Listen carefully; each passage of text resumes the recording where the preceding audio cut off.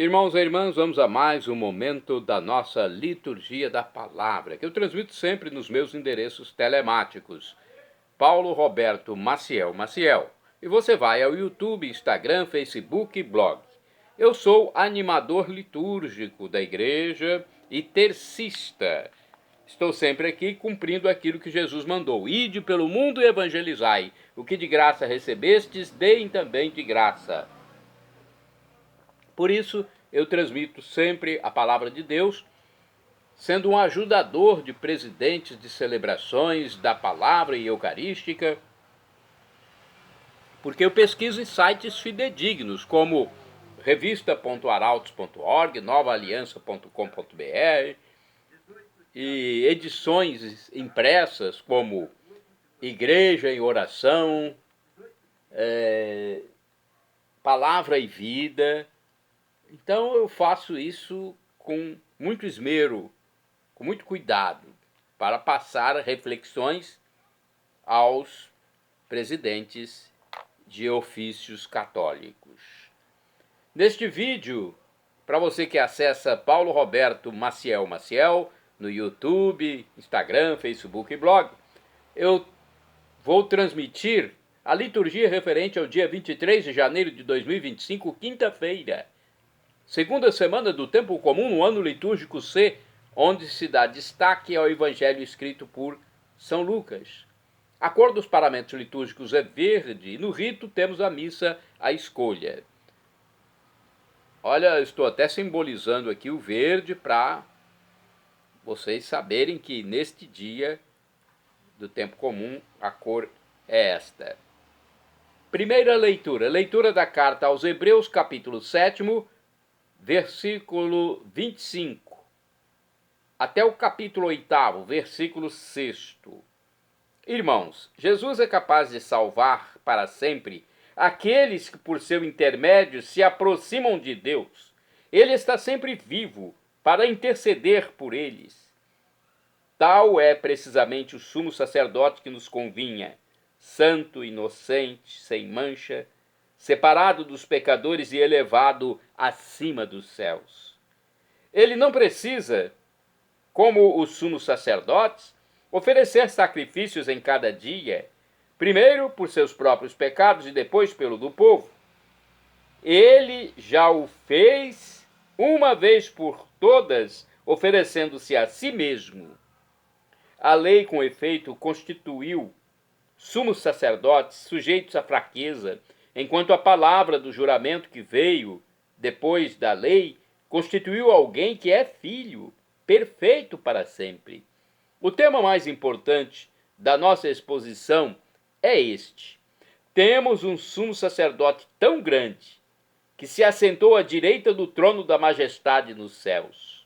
Ele é ministro do santuário e da tenda verdadeira, armada pelo Senhor e não por mão humana. Todo sumo sacerdote, com efeito, é constituído para oferecer dádivas e sacrifícios. Portanto, é necessário que tenha algo a oferecer. Na verdade, se Cristo estivesse na terra, não seria nem mesmo sacerdote, pois já existem os que oferecem dádivas de acordo com a lei. Estes celebram um culto que é cópia e sombra das realidades celestes, como foi dito a Moisés quando estava para executar a construção da tenda. Vê, faze tudo segundo o modelo que te foi mostrado sobre a montanha. Agora, porém, Cristo possui um ministério superior, pois ele é o mediador de uma aliança bem melhor, baseada em promessas melhores. Palavra do Senhor, graças a Deus. Vamos agora ao Salmo responsorial. É o Salmo 39, na Bíblia Vulgata, e 40 na Bíblia de Jerusalém. Versículos 7 ao 8a, 8b ao 9, 10º, 17, refrão, 8a e 9a. Eis que venho fazer com prazer a vossa vontade, Senhor. Repitamos. Eis que venho fazer com prazer a vossa vontade, Senhor. sacrifício e oblação não quisestes, mas abriste, Senhor, meus ouvidos, não pedistes ofertas nem vítimas, holocaustos por nossos pecados. Então eu vos disse: eis que venho fazer com prazer a vossa vontade, Senhor. Sobre mim está escrito no livro: com prazer faço a vossa vontade, guardo em meu coração vossa lei. Eis que venho fazer com prazer a vossa vontade, Senhor. Boas novas de vossa justiça anunciei numa grande assembleia. Vós sabeis, não fechei os meus lábios. Eis que venho fazer com prazer a vossa vontade, Senhor. Mas se alegre e em vós rejubile todo ser que vos busca, Senhor. Digam sempre: é grande o Senhor. Os que buscam em vós seu auxílio. Eis que venho fazer com prazer a vossa vontade, Senhor. Repitamos: eis que venho fazer com prazer a vossa vontade, Senhor. Agora vamos aclamar o Santo Evangelho e depois proclamá-lo. O Evangelho de hoje é o escrito por São Marcos, capítulo 3. São Marcos, ele foi secretário de São Pedro e também ele foi um auxiliar de São Paulo, apóstolo. Então, auxiliou os dois maiores apóstolos de Cristo, São Marcos. O Evangelho é o escrito por São Marcos, então, capítulo 3, versículos do 7 ao 12. Aleluia, aleluia, aleluia, aleluia, aleluia, aleluia, aleluia, aleluia. Jesus Cristo Salvador destruiu o mal e a morte, fez brilhar pelo Evangelho a luz e a vida imperecíveis. A luz e a vida imperecíveis, a luz e a vida imperecíveis. Aleluia, aleluia, aleluia, aleluia, aleluia, aleluia, aleluia, aleluia. O Senhor esteja convosco, Ele está no meio de nós. Proclamação do Evangelho de Jesus Cristo segundo São Marcos. Glória a vós, Senhor. Pelo sinal da Santa Cruz, livra-nos Deus, nosso Senhor, dos nossos inimigos. Naquele tempo, Jesus se retirou para a beira do mar, junto com seus discípulos. Muita gente da Galiléia o seguia, e também muita gente da Judéia, de Jerusalém, da Idumeia, do outro lado do Jordão, dos territórios de Tiro e Sidônia, foi até Jesus, porque tinham ouvido falar de tudo o que ele fazia. Então Jesus pediu aos discípulos que lhe providenciassem uma barca por causa da multidão, para que não o comprimisse. Com efeito, Jesus tinha curado muitas pessoas, e todos os que sofriam de algum mal jogavam-se sobre ele para tocá-lo. Vendo Jesus, os espíritos maus caíam a seus pés, gritando: Tu és o Filho de Deus. Mas Jesus ordenava severamente para não dizerem quem ele era. Palavra da salvação, glória a vós, Senhor. Vamos saber um pouco mais sobre esse texto, as reflexões, né? Na carta aos Hebreus está escrito: temos um sumo sacerdote tão grande que se assentou à direita do trono da majestade nos céus. Trata-se de Jesus Cristo, capaz de salvar para sempre aqueles que por seu intermédio se aproximam de Deus. Na liturgia deste dia, abramos-nos a sua presença e ação em nossa vida. Jesus cumpre as promessas divinas de vida plena para o povo. De fato, de todas as partes chegavam multidões para ouvi-lo e serem curados de seus males. E até os espíritos maus caíam a seus pés, gritando: Tu és o Filho de Deus. Até os espíritos maus conhecem Deus. Mas eles querem que os fiéis a Deus se afastem. Por isso nós temos que tomar cuidado com os espíritos maus, né? Os espíritos do diabo. Olha, no Evangelho, um sumário do ministério de Jesus, conforme o livro Igreja em Oração. São citadas várias regiões de onde vinham pessoas até ele. Além da ideia da universalidade crescente da pregação do Evangelho, vislumbra-se ainda a imagem que as pessoas até este momento tinham de Jesus. Vieram para tocá-lo, para serem curadas, porque tinham ouvido falar das obras maravilhosas que ele fazia. Quando o leproso foi curado, foi Jesus quem tocou nele. Agora são as pessoas que até mesmo se jogam para conseguir tocar em Jesus. Significativa inversão de movimento que manifesta o crescimento da semente do reino de Deus semeada por Jesus. Os espíritos maus, que sabem quem ele é, são silenciados. Reconhecer em Jesus o Filho de Deus é fruto da conversão que trabalhamos em nós e em nosso redor, na medida que temos coragem de segui-lo em seu caminho, não se deixando arrastar pelas falsas ilusões. Olha que bonita, né? Bonita reflexão, mas temos mais. No livro Palavra e Vida, temos a seguinte reflexão. O que sabia a respeito de Jesus aquela multidão que queria tocar nele? Possivelmente, não muito, que ele era de Nazaré, filho de um carpinteiro, e talvez um pouco mais, mas sabiam de algo muito interessante, que ele curava os doentes, que dava palavras de encorajamento aos necessitados. Isso era muito, pois eram tempos difíceis. Para falar a verdade, a vida tem sido dura para a maioria dos homens e mulheres ao longo da história da humanidade. O melhor de tudo é que em Jesus, Deus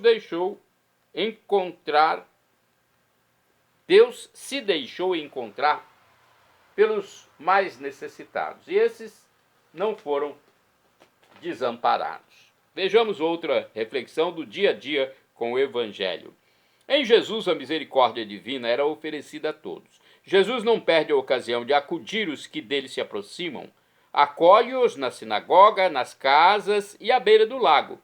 O breve texto cita várias regiões de onde partiam multidões que iam à procura de Jesus. Ninguém fica excluído. Também as cidades habitadas por não-judeus recebem de Jesus a mesma benevolência. Eles vão desejosos de tocar em Jesus, sobretudo os doentes, por constatarem que ele tinha curado muita gente. Os próprios adversários do reino, espíritos impuros, rendiam-se à evidência e proclamavam: "Tu és o Filho de Deus." Admirável a resistência física de Jesus, porém, ainda mais admirável é seu zelo pastoral e sua entrega total ao serviço dos necessitados, sem sombras de egoísmo.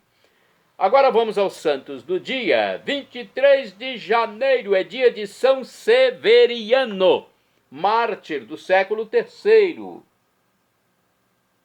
Severiano foi queimado vivo em Cesareia da Mauritânia, na Argélia, junto com sua esposa Santa Áquila, por recusar-se a negar a fé.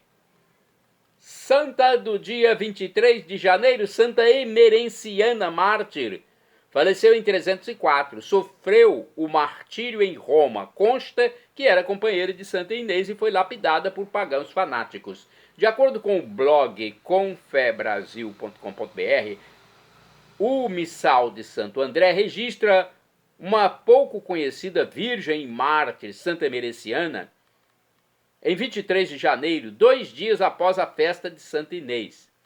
Emerenciana seguiu Inês tanto em sua vida quanto em sua morte, então passou a seguir também no calendário litúrgico.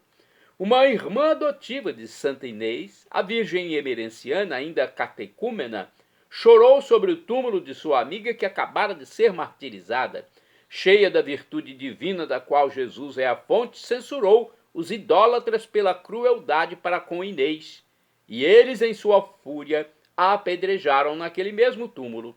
Batizada em seu próprio sangue, ela foi se juntar para sempre ao seu esposo Jesus e à sua irmã por volta do ano 304. Esta jovem romana era filha de um escravo da rica família nobre de Inês. A mãe de Emerenciana era a ama de leite e babá de Santa Inês. Escrava de nascimento, mas irmã de leite, Emerenciana foi inspirada por sua senhora Inês, que estava ensinando a ela a sagrada fé para que pudesse ser batizada como cristã. Dias depois de Inês ter sido martirizada publicamente, o que Emerenciana provavelmente testemunhou, ela foi ao túmulo para rezar. Zombada por um grupo de pagãos que a viu ali de luto, ela corajosamente defendeu sua senhora. A corajosa posição despertou a fúria de um grupo de pagãos e eles apedrejaram Emerenciana até a morte, no próprio túmulo de Inês. O túmulo da mestra tornou-se então o trono do martírio para a discípula. Olha que coisa. É uma cena que confirma o que se acredita e se ensina desde os primeiros séculos da Igreja. O martírio equivale ao batismo para os que ainda não foram batizados. É da doutrina católica que o batismo de sangue apaga o pecado original e todos os pecados atuais, juntamente com as punições. Este ensinamento é confirmado na coleta da missa para a Virgem Mártir. Nós vos suplicamos, Senhor, que a Santa Emerenciana, Virgem Mártir, implore para nós a vossa indulgência. Ela que sempre vos agradou pelo mérito de sua castidade e pela confissão do poder de vossa graça. Olha, é uma solicitação da intercessão da santa. Assim, Santa Emerenciana se juntou àquele grupo privilegiado de santos mártires que nunca foram batizados com água, mas deram seu sangue por Jesus, como os santos inocentes massacrados por Herodes e um dos guardas que testemunharam o martírio dos 40 santos de Sebaste. As duas virgens, Santa Inês e Santa Emerenciana, que ganharam a coroa do martírio no ano 304 sob a perseguição de Diocleciano, permanecem ligadas na vida e na morte. Santa Emerenciana, rogai por mim. Santa Inês, rogai por mim.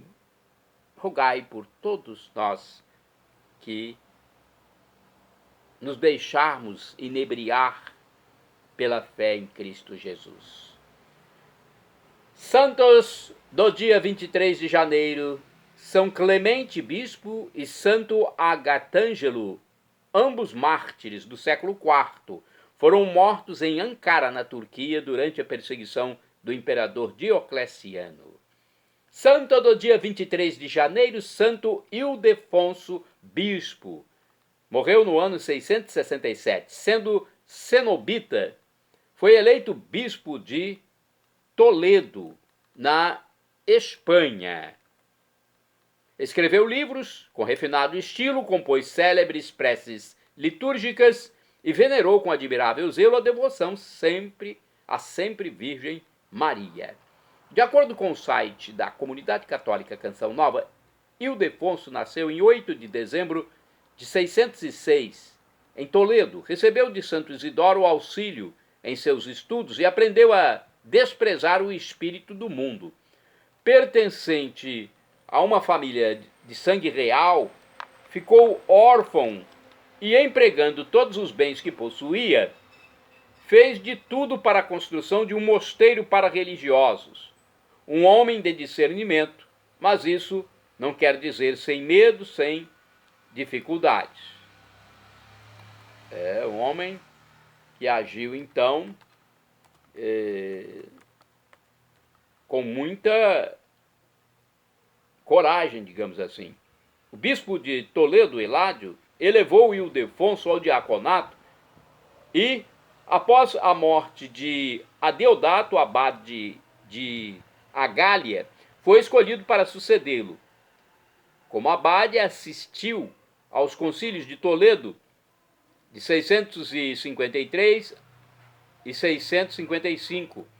No ano de 657, o bispo de sua localidade havia falecido e o povo o elegeu para o cargo.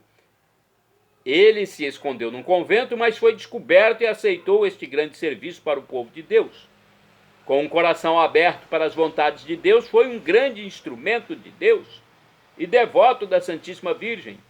Ele propagou a festa da expectação de Nossa Senhora em 18 de dezembro. Nossa Senhora do Ó, como ficou conhecida. Fruto desse amor, ele recebeu a graça de uma aparição da Virgem Maria, chamando-o de meu capelão e presenteando-o com uma casula do céu. Assim diz o seu testamento. Em memória desse fato, uma festa com o título de Descida da Santíssima Virgem,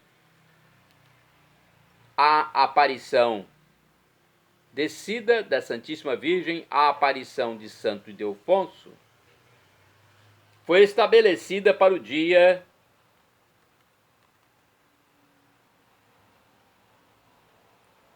21 de janeiro.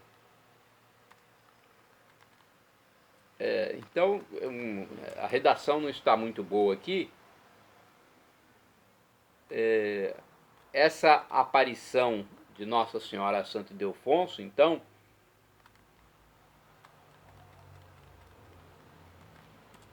foi estabelecida para o dia 21 de janeiro pelo 10º Concílio de Toledo, em 656. Ele foi um homem revestido de humildade. Isso é importante, né? A humildade para o cristão, isso é essencial. De vida, de oração, na vida sacramental. Por isso, foi um grande pastor para seu povo. Ele se tornou um grande pastor para os católicos. Santo Ildefonso morreu em 23 de janeiro de 667. Seu corpo foi sepultado na igreja de Santa Leocádia, mas precisou ser transferido para Zamora, na Espanha, onde foi venerado até 888. Em 1440, seus restos mortais foram retirados das ruínas e novamente expostos à veneração dos fiéis.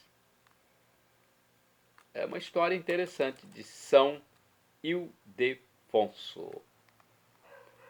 Santo Ildefonso, rogai por nós. Santo do dia 23 de janeiro, Santo André Chong Hua Jeong, mártir, faleceu em 1840. Santo André Chong Hua Jeong foi um catequista, torturado e estrangulado na prisão durante a perseguição na Coreia, país do continente asiático. Shalom Adonai é uma expressão hebraica que significa a paz de Deus, é o que eu desejo para todos vocês. El Shaddai, também do hebraico, significa Deus onipotente, Deus todo-poderoso. Ele proverá aquilo que você deseja se for para o seu bem. El Shaddai é o Deus todo-poderoso que realiza qualquer coisa. O professor e escritor de mais de 100 livros da Igreja Católica, Felipe Rinaldo Queiroz de Aquino, em seu canal no YouTube, onde responde às nossas dúvidas, diz que Deus pode nos dar uma dessas 3 respostas quando pedimos algo. Sim, não ou espere. A que for melhor, ele nos dará, mesmo que seja um não. Portanto, temos que aceitar e não ficar reclamando quando Deus nos dá um não. Eu já recebi muitos nãos de Deus. Na hora eu não compreendi, mas depois, passado algum tempo, eu fui compreender que os nãos de Deus foram a melhor coisa para mim. Até o pai terreno, o pai físico, dá um não para o filho, quando vê que aquilo é melhor naquele momento. E agora eu clamo Maranatá, como dizemos nós católicos, ou Maranata, como dizem nossos irmãos separados, os evangélicos ou protestantes. Não importa, a pronúncia e o significado é o mesmo. Vinde, Senhor Jesus, É o juízo final que acontecerá, não sabemos o dia nem a hora, mas vai acontecer, por isso temos que estar preparados.